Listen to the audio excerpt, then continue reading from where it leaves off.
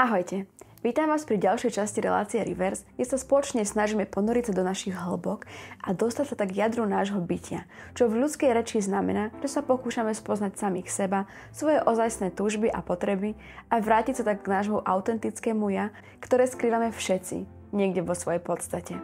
Moje meno je Barbora a cez svoj uhol pohľadu by som aj vám ostatným chcela poskytnúť priestor na zamyslenie sa, či na vnímanie toho, ako to, čo hovorím, s vami rezonuje či nerezonuje, aké vaše vlastné otázky a pohľady to k daným témam otvára.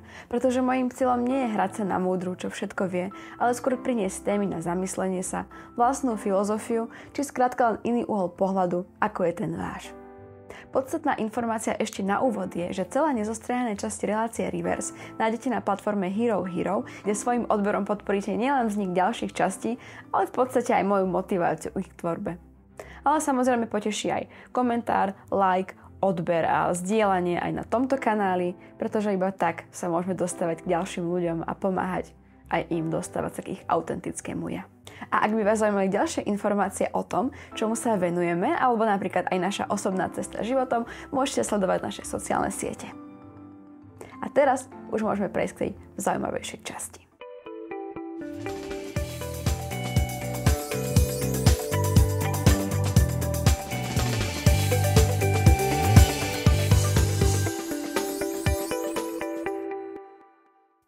Dnes by som vám trochu chcela porozprávať o tom, ako nie sme izolovaným člnom plávajúcim osamelo v širokom oceáne, ale ako sme skôr súčasťou celého prístavu, nie v jeho statickom pohľade, že člny v prístave iba stoja, ale v tom dynamickom rušnom, že lode prichádzajú a odchádzajú, nakladajú a vykladajú z nich tovar či pasažierov, kapitáni na seba mávajú, všade lietajú čajky, je tam vrava, ruch, život na každom kúsku. No a ak by som to mala preložiť do ľudskej reči, tak tým chcem povedať, že tu dnes budem hovoriť o tom, ako na nás vplývajú ostatné ľudské bytosti. Ako formujú naše správanie, naše vnímanie sveta, celé naše mozgy, v podstate aj tela. Prečo je dôležité vyberať si spoločnosť, ktorá nás obklopuje, čo nám môže kvalitná spoločnosť priniesť a čo nám naopak môžu tí nesprávni ľudia vziať. Hoci, povedzme si úprimne, aj to, čo nám dávajú tí nesprávni ľudia, nás môžu v živote veľmi intenzívne posunúť a bývajú to práve tie najväčšie životné lekcie, z ktorých sa toho mnoho naučíme. Aj keď nemusí to byť zrovna vždy to, čo sa sami chceme v živote naučiť. Ako iste už všetci viete, náš mozog a vlastne aj zvyšok tela nie je niečo statické. Sme jeden krásny dynamický systém, ktorý sa neustále prispôsobuje prostrediu, v ktorom sa nachádza. No a pod tým prostredím sa ukrýva všetko, čo nás obklopuje. Zvonku, ale v podstate sa deje aj v našom vnútri. Jednou z veľmi významných premenných, ktorá na nás v rámci nášho prostredia vplýva, sú ľudia, ktorí sa v ňom nachádzajú. Sme tvor spoločenský. A preto pre nás nie je veľmi prirodzené existovať solitérne. Samozrejme, líšime sa v miere potreby spoločnosti iných jedincov, ale asi nikto z nás nechce fungovať celý život úplne sám. A pokiaľ áno, je možno na mieste zamyslieť sa nad tým, ako veľmi je to zdravé a z čoho táto potreba vôbec v nás vychádza. Pre tento prípad budeme však vychádzať z toho, že všetci máme potrebu iných ľudí v našom živote. V dnešnej dobe máme možno pocit, že sme pánmi tohto sveta, že sme kráľovia tvorstva, pretože extrémne ovplyvníme svet okolo nás. Meníme ho podľa našich vlastných potrieb a túžob. Ale keď nazrieme spätne do evolúcie, nie vždy to tak bolo. Boli časy v ponímaní ľudského života síce veľmi dávne, ale v ponímaní existencie vesmíru to bolo takto. Keď sme boli lovci a zberači a vlastne ešte v dobách veľmi dávno po nich, sme boli doslova odkázaní na existenciu ľudí okolo nás.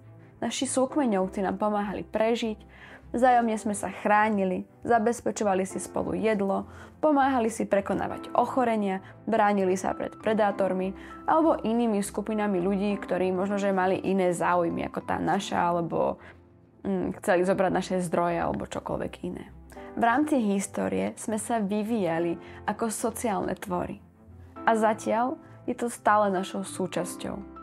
Hoci nám naša tlupa už nemusí pomáhať udržiavať oheň, meniť si hliadku či odháňať nejaké šablozubé tigre. Hovorí sa, že sme súčtom 5 ľudí, s ktorými trávime najviac času.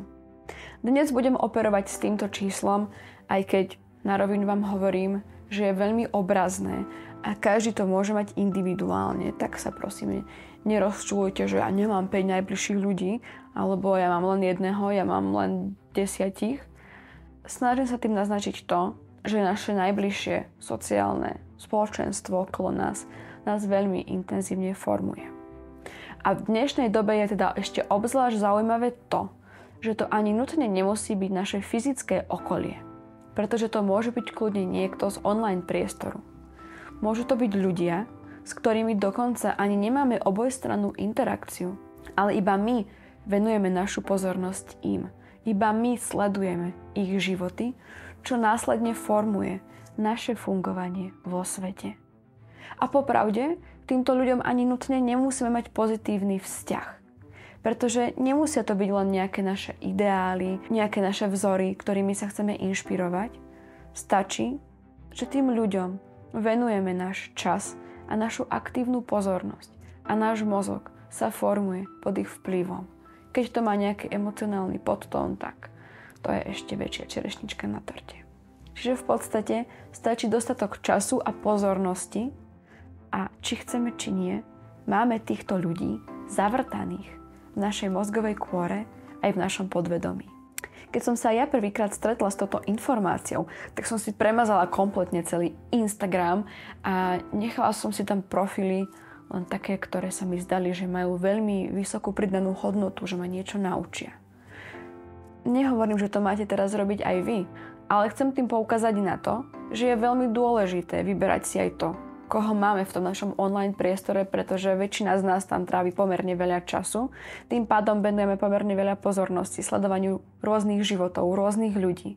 A či chceme, či nie, náš mozog sa vplyvom toho formuje. Vplyvom ich názorov, ich postojov, ich myšlienok, ich ideí sa formuje aj to naše správanie a fungovanie v tomto svete. Vplyvom toho, komu venujeme túto našu pozornosť, ten náš čas, čiže reálne jediný atribút, ktorý v rámci tohto života máme, si vytvárame názory na to, čo je v živote správne, nesprávne, ako by to malo byť, nemalo byť, čo by sme mali chcieť, nemali chcieť, ako by sme mali vyzerať, nemali vyzerať a všetky podobné veci, aj keď si to možno, že na tej vedomej úrovni nevždy uvedomujeme.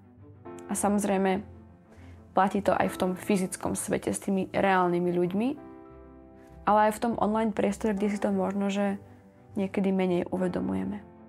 A nie, nerobí to z nás nejaký menej unikátny kúsok, lebo len v nás sa tieto vplyvy z celého toho okolia, z tých ľudí, z toho prostredia miešajú do veľmi jedinečného koktejlu názorov, myšlienok, postojov. My sami tam pridávame aj tú našu vlastnú esenciu a tým všetkým dokopy sa vyskladávame do tej podoby, ktorou sme teraz. Čím chcem ozrejmiť aj to, že hoci v tejto dnešnej časti hovorím o vplyve ľudí v našom okolí na nás a na naše formovanie, nezabúdam na to, že každý z nás má tú jedinečnú prímes, tú svoju vlastnú príchuť, ktorú prinášame tomuto svetu. Avšak to nie je predmetom dnešnej časti, iba aby sme si to takto vyjasnili, že na to nezabúdam. No a tieto informácie nehovorím len tak z brucha. Neurobiológia nám ich tiež dokazuje, pretože existuje fenomén nazývaný zrkadlové neuróny. Sú to vlastne neuróny, ktoré sa aktivujú počas toho, ako vykonávame nejakú činnosť a zároveň sa aktivujú, keď vidíme, ako túto činnosť vykonáva niekto iný. Zrkadlové neuróny boli objavené pri experimentoch s makakmi. V roku 2010 boli tieto zrkadlové neuróny objavené aj u ľudí. Možno sa pýtate, na čo sú nám vôbec dobré, pretože asi to nebude mať súvis len s tými arašidmi. Ich existencia mala v evolúcii obrovský dopad aj na náš druh, pretože umožňuje vlastne chápať činnostiam, ktoré robia iní jedinci len na základe toho, že ich vidíme, ako túto činnosť vykonávajú. Vďaka ním sa vieme učiť len pozorovaním, v podstate takým obkúkávaním činnosti iných. No a k čomu je to dobré? Predstavte si, že ste nejaký prahistorický človek žijúci v divočine.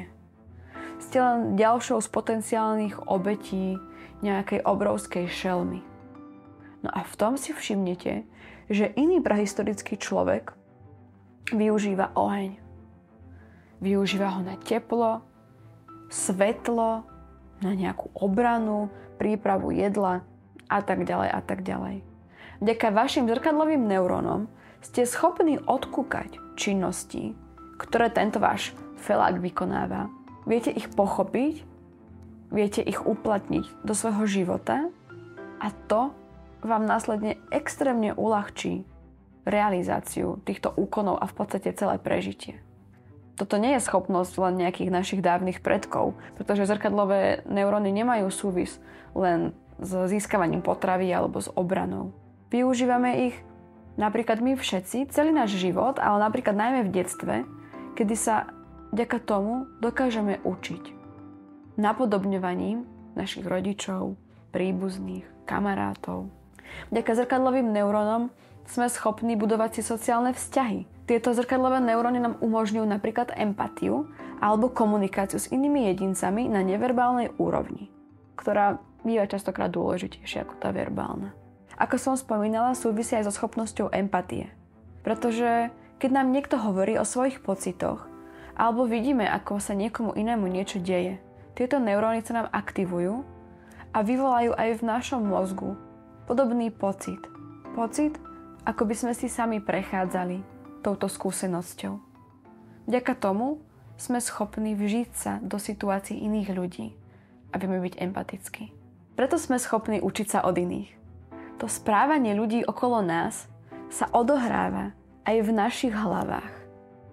Prečo by sme sa potom mali obklopovať negatívnymi, nepríjemnými, arogantnými ľuďmi a prečo by sme mali byť nimi aj my? Pokiaľ takí budeme my, budeme tieto pocity automaticky vyvolávať nielen v nás, ale aj v iných ľuďoch.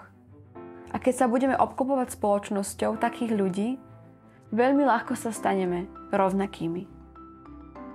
Potom už prichádza otázka na vás, či to chcete. Pokiaľ áno, nič som nepovedala. Môžete sa aj zrealizovať. Pokiaľ to ale nechceme, treba si uvedomiť, aké je naše okolie a aký sme my sami. Dávam jeden krásny ľahký tip, ako si môžete spríjemniť deň a ako ho môžete spríjemniť aj ľuďom okolo seba. Keď pôjdete najbližšie napríklad po ulici oproti nejakému neznámemu človeku, skúste sa na ňo pozrieť a usmieť sa. Myslím si, že vo väčšine prípadov vám ten človek úsmev opätuje. Alebo sa možno minimálne spätne zamyslí, že čo sa to stalo. Bude to vďaka jeho zrkadlovým neurónom. Ale čo je dôležitejšie, úsmev alebo aj smiech nás aktivuje oblasti mozgu spájané s príjemnými pocitmi. Vyplavia sa nám neurotransmitery, dopamín, serotonín, endorfíny, čiže molekuly spájané s pozitívnymi pocitmi a prežívaním. Takže sami sa budeme cítiť príjemnejšie. No a ďalšia vec, ktorá nám môže ešte zvýšiť tie príjemné pocity toho samotného úsmevu, je fakt, že tie pocity nebudeme mať len my, ale to, že keď nám ten druhý človek ten úsmev opätuje, rovnaké dráhy sa aktivujú aj v jeho mozgu. Tým pádom bude mať v hlave a v tele podobný koktejl ako my sami. Čiže je to v podstate win-win situácia. Podobne sa na to dá pozrieť aj z toho druhého uhlu pohľadu, keď napríklad prídeme domov z práce, zo školy alebo proste od hocikiaľ nervózny, nevrlí, máme chuť hulákať po všetkých, nadávať, frflať. To isté sa prenáša na tých ľudí v tom našom okolí. Cez naše a ich zrkadlové neuróny si vlastne odovzdávame našu momentálnu náladu. Či je pozitívna, či je negatívna. No a na úplný záver by som chcela ešte raz spomenúť to, že každý z nás má ten jedinečný otlačok a nie sme len nejakým zlepencom iných ľudí. Všetci prinášame aj tú našu jedinečnú esenciu, ktorá sa s tým celým svetom okolo nás, ale aj v nás premieša do jednej krásnej, unikátnej bytosti. beriem to úplne v podtas. A v podstate aj to, že sme jedineční v tom, ako veľmi na nás vplývajú iní ľudia. Na niekoho viac, na niekoho menej.